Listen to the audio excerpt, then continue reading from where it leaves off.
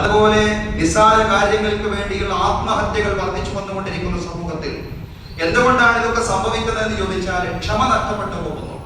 എന്തിനാണ് ഞാൻ ഇത് ഇവിടെ പറയുന്നതെന്ന് ചോദിച്ചാൽ, റമദാൻ എന്ന് പറഞ്ഞാൽ ക്ഷമയുടെ മാസമാണ്. ക്ഷമയുടെ മാസമാണ്. ക്ഷമയുടെ പ്രതിഫലം എന്ന് പറഞ്ഞാൽ സ്വർഗം മാത്രമാണ്. നമ്മുടെ കുടുംബത്തിന് സമാധാനം വേണമെങ്കിൽ സഹോദരി സഹോദരന്മാർക്കിടയിലും ഭാര്യ ഭർത്താക്കന്മാർക്കിടയിലും ജ്യേഷ്ഠാനുജന്മാർക്കിടയിലും അതുപോലെ ഭർത്തൃമാതാവിനും അതുപോലെ ഭാര്യക്കുമിടയിലും എല്ലാം തന്നെ നല്ല സൗഹൃദം നിലനിൽക്കണമെങ്കിൽ നല്ല ആത്മസംയമനം ആവശ്യമാണ്. ഈ ആത്മസംയമനമാണ് റമദാനിലൂടെ നമ്മൾ നേടിയത്. നമ്മൾ ആത്മസംയമനം നേടി എന്നത് മാത്രമാവരുത് നമ്മുടെ ലക്ഷ്യം. ഈ ക്ഷമയുടെ പ്രബോധകരായി നമ്മൾ മാറണം, ക്ഷമയുടെ പ്രചാരകരായി നമ്മൾ മാറണം.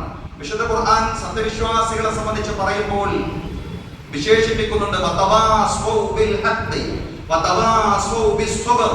സത്യം കൊണ്ടും ക്ഷമ കൊണ്ടും പരസ്പരം അങ്ങോട്ടും ഇങ്ങോട്ടും ഉപദേശിക്കുന്നവരാണ് സത്യവിശ്വാസികളായ ആളുകൾ. ക്ഷമ കൊണ്ട് പരസ്പരം ഉപദേശിക്കുന്നവർ. അപ്പൊ നാം സ്വയം ക്ഷമിക്കുക, ആത്മസംയമനം ജീവിതത്തിൽ ശീലിക്കുക എന്നതോടൊപ്പം തന്നെ ക്ഷമയുടെ പ്രബോധകരായി ജനങ്ങളെ ക്ഷമ കൊണ്ട് പരസ്പരം ഉപദേശിക്കുന്നവരായിട്ട് മാറാൻ നമുക്ക് സാധിക്കണം എന്നുള്ളതാണ്. വേറൊരു ഭാഷയിൽ പറഞ്ഞാൽ, നേരത്തെ അത് ശംസുദ്ദീൻ മന്നാനി അദ്ദേഹത്തിന്റെ സംസാരത്തിൽ സൂചിപ്പിച്ചു, അതുപോലെ പലരും സൂചിപ്പിച്ചു. എന്തിനാണ് റമദാൻ എന്ന് ചോദിച്ചാൽ നമ്മുടെ ആത്മഫലം വർദ്ധിപ്പിക്കാൻ വേണ്ടിയാണ്. നമ്മുടെ സ്വയം നമുക്കൊരു ശക്തിയുണ്ട്. സകല പ്രലോഭനങ്ങളെയും അതിജീവിക്കാനുള്ള ഒരു കരുത്ത് നമുക്കുണ്ട്. ആ കരുത്ത് ശക്തിപ്പെടുത്താൻ വേണ്ടിയാണ് യഥാർത്ഥത്തിൽ റമദാൻ എന്ന് പറയുന്നത്. മനുഷ്യരിൽ ഏറ്റവും ദുർബലൻ ആരാണെന്ന് ചോദിച്ചാൽ ദേഹേച്ഛയെ പിൻപറ്റുന്ന മനുഷ്യനാണ്. മനുഷ്യന്റെ ഇച്ഛക്കനുസൃതമായിട്ടൊക്കെ നീങ്ങുന്ന മനുഷ്യൻ, അയാളാണ് ഏറ്റവും ദുർബലൻ എന്ന് നമുക്ക് വേദഗ്രന്ഥത്തിൽ കാണാവുന്നതാണ്. സ്വന്തം ഇച്ഛയെ ദൈവമാക്കിയവനെ നീ കണ്ടില്ലേ എന്ന് ഖുർആൻ ചോദിക്കുന്നുണ്ട്. സ്വന്തം ഇച്ഛയെ ദൈവമാക്കിയവൻ, അതാണ് ഇന്ന് നമ്മുടെ സമൂഹത്തിൽ കണ്ടുകൊണ്ടിരിക്കുന്നത്. മനുഷ്യന്റെ ഭോഗാസക്തി വളർന്നു വന്നുകൊണ്ടിരിക്കുന്നു. ഈ ഭോഗാസക്തിയെ നിയന്ത്രിക്കാൻ നമ്മുടെ കേച്ചു വന്നിട്ടുണ്ട്. ഭോഗാസക്തിയെ നിയന്ത്രിക്കാൻ സാധിക്കാത്ത നിമിത്തമാണ് ലഹരി സമൂഹത്തിൽ വ്യാപകമായി. ലഹരി തെറ്റാണ്, അതിൽ നിന്ന് അകന്നു നിൽക്കണമെന്ന് ആർക്കാണ് അറിഞ്ഞുകൂടാത്തത്? ലഹരി തിന്മയാണെന്ന് എല്ലാവർക്കും അറിയാം, അത് ഉപയോഗിക്കുന്ന ആൾക്കും അറിയാം. പക്ഷെ അതിൽ നിന്ന് അകന്നു നിൽക്കാൻ കഴിയുന്നില്ല. എന്തുകൊണ്ട് അകന്നു നിൽക്കാൻ കഴിയുന്നില്ല എന്ന് ചോദിച്ചാൽ ആത്മഫലമില്ല. ഭോഗാസക്തിക്ക് കീഴ്പ്പെട്ടു പോവുകയാണ് മനുഷ്യനവന്റെ ഇച്ഛയ്ക്ക്. ഈ ലഹരി, അതുപോലെ ലൈംഗികമായ ജീർണതകൾ, അരാജകത്വം, ഇതൊന്നും നല്ലതല്ലെന്നുള്ള അറിവുള്ളതോടൊപ്പം തന്നെ മനുഷ്യന്റെ ഭോഗാസക്തി അവനെ വഴിതെറ്റിക്കുന്നു എന്നുള്ളതാണ്. ആ ഭോഗാസക്തിയെ നിയന്ത്രിക്കുവാൻ മനുഷ്യന്റെ ആത്മഫലത്തെ ശക്തിപ്പെടുത്താനുള്ള മഹത്തായ ആരാധനയായിരുന്നു യഥാർത്ഥത്തിൽ നാം അനുഷ്ഠിച്ചിട്ടുള്ള നോമ്പുകൾ എന്ന് പറയുന്നത്. അതുകൊണ്ട് ലഹരിയടക്കമുള്ള ലൈംഗിക അരാജകത്വം അടക്കമുള്ള തിന്മകൾക്കെതിരെ ഈ ആത്മഫലം കൊണ്ട് അതിനെതിരെയുള്ള വലിയ പ്രചാരകരായി അങ്ങേയറ്റം ബോധവൽക്കരണം നടത്തുന്ന ആളുകളായിട്ട് മാറാൻ നമുക്ക് സാധ്യമാവേണ്ടതുണ്ട്.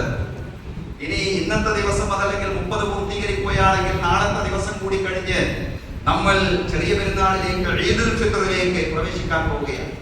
എന്തിനാണ് ഈ ഉപവാസത്തിന്റെ പിന്നോടിയായിട്ട് ഒരു ഈദുൽ ഫിത്റിനെ അള്ളാഹു നിശ്ചയിച്ചു തന്നത്, പ്രവാചകൻ നിശ്ചയിച്ചു തന്നത് എന്ന് ചോദിച്ചാൽ നമ്മുടെ ബന്ധങ്ങളെ ശക്തിപ്പെടുത്താൻ വേണ്ടിയാണ്. അള്ളാഹുവോടുള്ള ബന്ധമാണ് റമദാനിൽ നമ്മൾ കാര്യമായി ശക്തിപ്പെടുത്തിയത്. അള്ളാഹുവോടുള്ള ബന്ധം മാത്രമല്ല, ഒരു വിശ്വാസിയെ സംബന്ധിച്ചിടത്തോളം മനുഷ്യരോടുള്ള ബന്ധം വളരെ പ്രധാനമാണ്.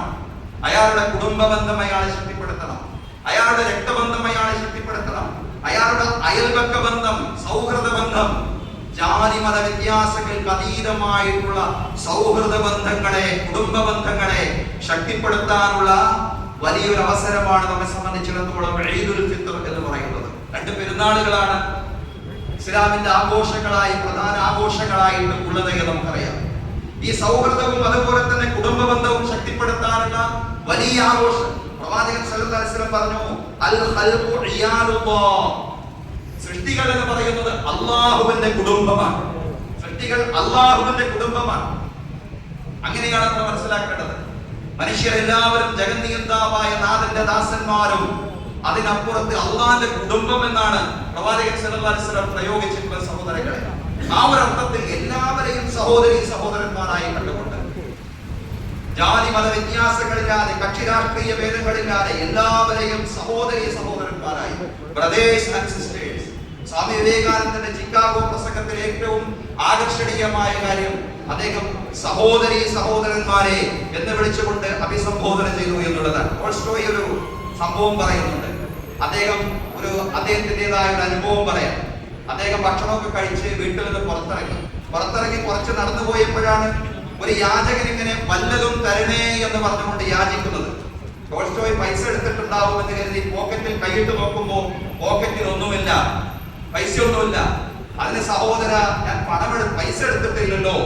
അപ്പോഴാണ് ആ യാചകൻ പറഞ്ഞത്, നിങ്ങളെല്ലാം തന്നല്ലോ, ഞാൻ ഒന്നും തന്നില്ലല്ലോ, നിങ്ങളെല്ലാം തന്നല്ലോ എന്ന് അദ്ദേഹം യാചകൻ വീണ്ടും ആവർത്തിക്കുകയാണ്.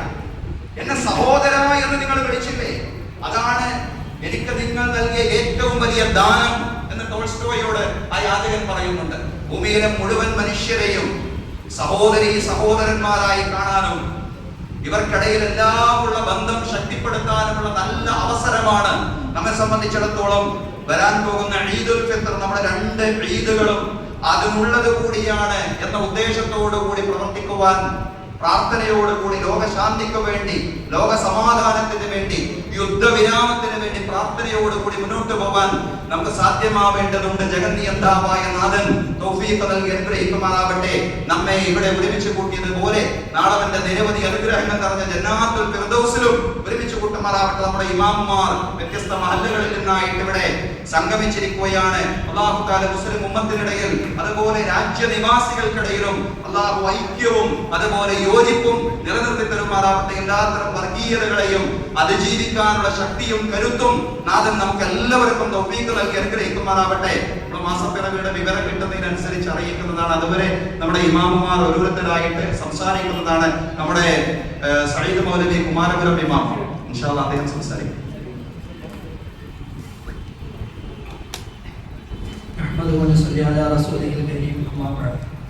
പ്രിയമുള്ള മുഅ്മിനീങ്ങളെ, ഒരു വിശ്വാസിയെ സംബന്ധിച്ചിടത്തോളം അവന്റെ ആത്മീയമായ ജീവിതത്തിന്റെ വളരെ പ്രധാനപ്പെട്ട ഒരു നിമിഷത്തിലാണ് നാം ഉള്ളത്.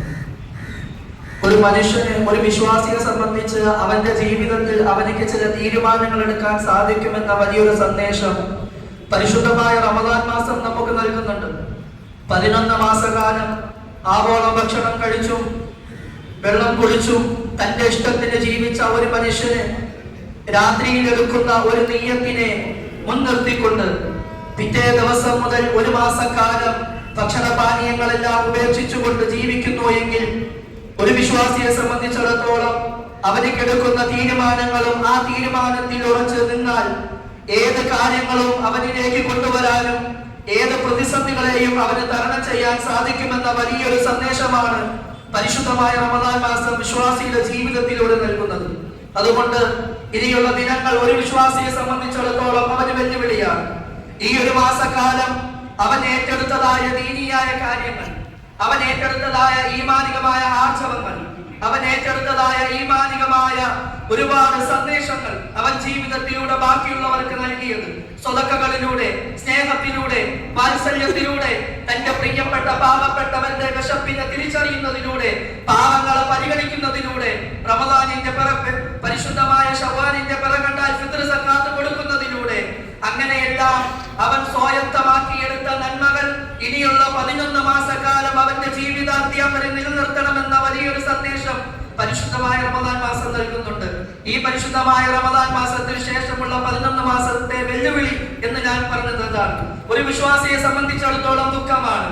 അല്ലാഹുവിന്റെ ഹബീബ് അഷ്റഫുൽ ഖൽഖ് റസൂലുള്ളാഹി സ്വല്ലല്ലാഹു അലൈഹി വസല്ലമ തങ്ങൾ പഠിപ്പിച്ചതുപോലെ സ്വർഗ്ഗത്തിന്റെ കവാടങ്ങൾ തുറക്കപ്പെട്ട, നരകത്തിന്റെ കവാടങ്ങൾ അടയ്ക്കപ്പെട്ട, പിശാചുകളെ ചങ്ങലക്കിടപ്പെട്ട, ചെയ്യുന്ന നന്മകൾക്കൊക്കെയും ധാരാളമായി പ്രതിഫലം ലഭിക്കുന്ന, നോമ്പുകൾക്ക് ഇരട്ടിയായി പ്രതിഫലം ലഭിക്കുന്ന, ഖുർആൻ പാരായണത്തിന് ധാരാളം ഖതമുകളുടെ പ്രതിഫലം ലഭിക്കുന്ന ഇത്രയും സുന്ദരമായ നിമിഷങ്ങൾ വിശ്വാസിയെ സംബന്ധിച്ചിടത്തോളം അസ്തമിക്കാൻ പോകുന്നുണ്ടല്ലോ എന്ന വലിയൊരു ദുഃഖം അവന്റെ മനസ്സിലുണ്ട് എങ്കിലും യഥാർത്ഥ ഒരു വിശ്വാസി ലൈലത്തുൽ ഖദർ എന്ന സുന്ദരമായ 1000 മാസത്തേക്കാൾ ശ്രേഷ്ഠമുള്ള ഇബാദത്തുകളിലൂടെ മുന്നേറാൻ സാധിച്ച രാത്രികൾ ഉപയോഗപ്പെടുത്തിയെടുത്തിട്ടുണ്ട് എങ്കിൽ അവനെ സംബന്ധിച്ചിടത്തോളം അതൊരു സന്തോഷമാണ്.